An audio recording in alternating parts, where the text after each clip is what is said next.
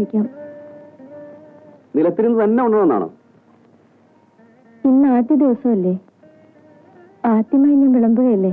ശരി, അപ്പൊ ബ്രാഹ്മണ മുറയെ തന്നെ ആയിക്കളെ.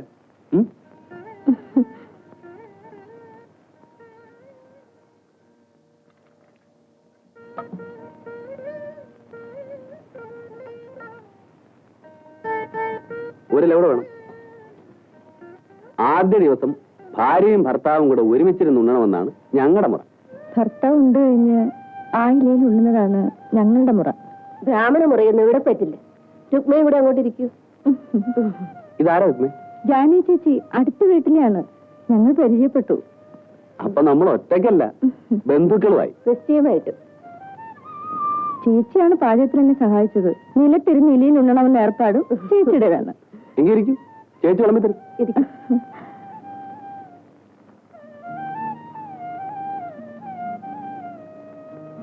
ആദ്യം മധുരം കഴിക്കണം. ഇത് ഞാൻ എന്റെ വീട്ടിൽ നിന്ന് ഉണ്ടാക്കിക്കൊണ്ടുവന്നതാ. ജാനേ ചേച്ചി, ഈ വീടൊന്ന് നോക്കണം. ഉച്ച കഴിഞ്ഞ് ഞങ്ങളൊന്ന് പുറത്തു പോകും. എവിടെയാ? അവിടെ ഇവിടേക്ക് ഒന്ന് ചുറ്റിക്കിറങ്ങാൻ. എന്താ റെഡിയില്ലേ? വീടിനെ കുറിച്ച് ഓർക്കുമ്പോഴുള്ള ഒറ്റ ദുഃഖം മാത്രമേ എനിക്കുള്ളൂ ചേച്ചി. രുക്മ വീട്ടിൽ നിന്ന് ഇറങ്ങിപ്പോന്നിട്ട് ഇപ്പൊ 2 വർഷമായില്ലേ? അവരതെല്ലാം മറന്നു കാണും. ഇനി ഒന്ന് പോകണം. അടുത്ത സ്കൂൾ അവധിക്ക് നാട്ടിലൊന്ന് പോകാമെന്ന് രഘുവേട്ടൻ പറഞ്ഞു. അവര് ഞങ്ങളോട് എങ്ങനെ പെരുമാറുമോ എന്തോ.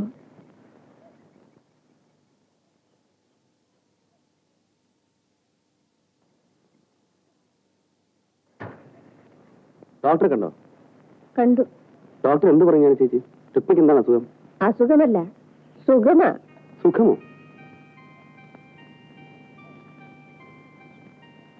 കല്യാണം കഴിഞ്ഞ് 2 വർഷമായിട്ടും കുട്ടികളില്ലല്ലോ എന്ന ദുഃഖമായിരുന്നല്ലോ 2 പേർക്കും.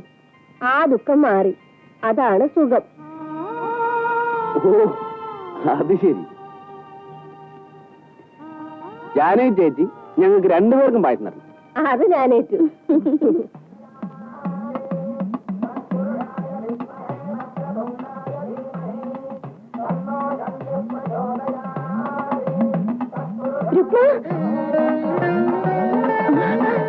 പ്രയാഗ,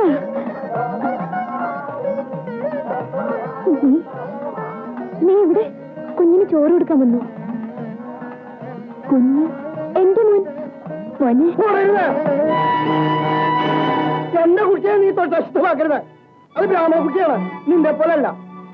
നിന്നെ പടിയെടുത്ത് പിണ്ടം വെച്ച കാര്യം നിനക്കറിയാമോ? നീ മുഖാന്തരമാണ് ആ ബപ്പമ്മ മരിച്ചത്.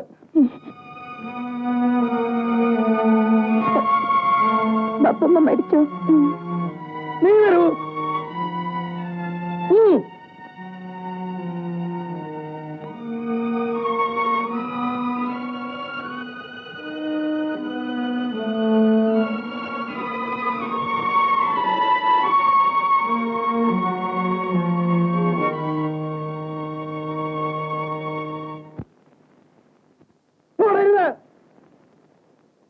എന്റെ കുട്ടിയെ നീ തൊട്ടഷ്ടമാക്കരുത്. അത് ബ്രാഹ്മണ കുട്ടിയാണ്, നിന്റെ പോലല്ല. നിന്നെ പടിയെടുത്ത് പിണ്ടം വെച്ച കാര്യം നിനക്കറിയാമോ? നീ മുഖാന്തരമാണ് ആ ബപ്പമ്മ മരിച്ചത്.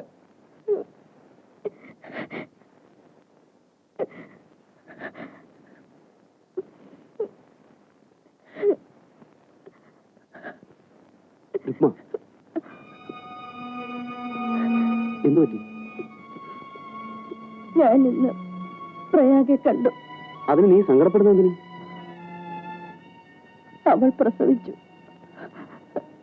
എന്റെ ബപ്പമ്മ മരിച്ചു.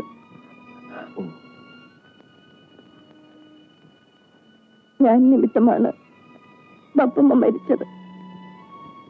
അല്ല രുക്മ, നമ്മൾ നിമിത്തം. ആരാണ് പ്രയാഗെ കല്യാണം കഴിച്ചത്? പട്ടുമാമു. എനിക്ക് പകരം എന്റെ അനുജത്തെ കുരുതി കൊടുത്തു. ഈ ദുഃഖം ഞാൻ എങ്ങനെ സഹിക്കും? സഹിക്കല്ല, എന്ത് ചെയ്യും? നീ സങ്കടപ്പെടരുത്.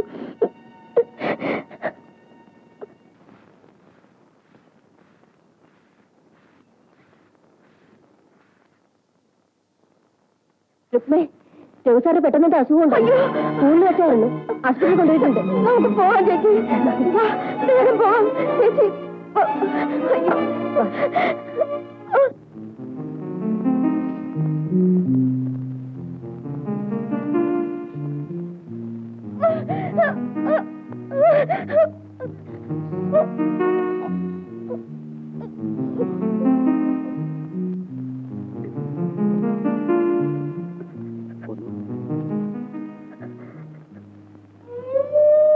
രഘു സാറിന്റെ ഭാര്യയല്ലേ?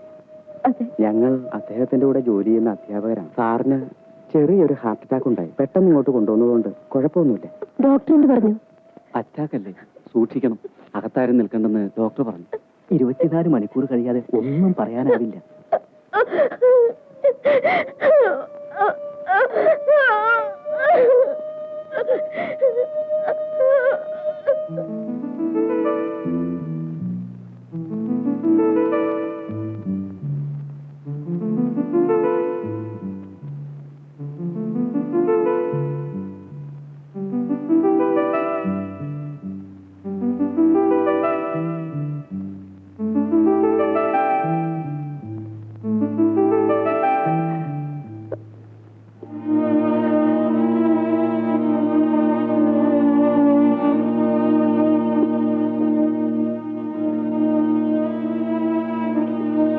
എനിക്കെന്തെങ്കിലും സംഭവിച്ചാൽ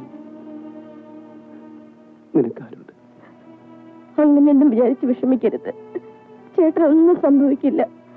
സംസാരിക്കാതെ കിടക്കൂ.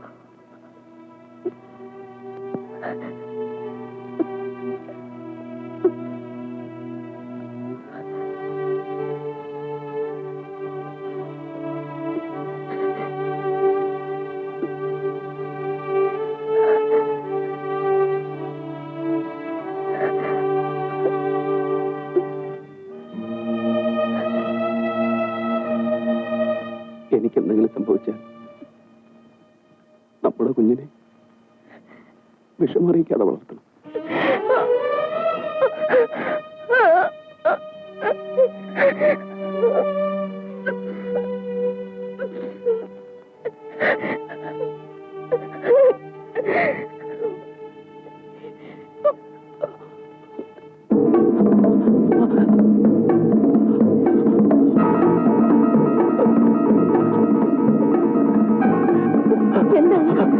അയ്യോ, എന്താണ് ചേട്ടാ? അയ്യോ, അയ്യോ, ഡോക്ടർ, അദ്ദേഹത്തിന് എന്തോ കൂടുതലാണെന്ന് തോന്നുന്നു.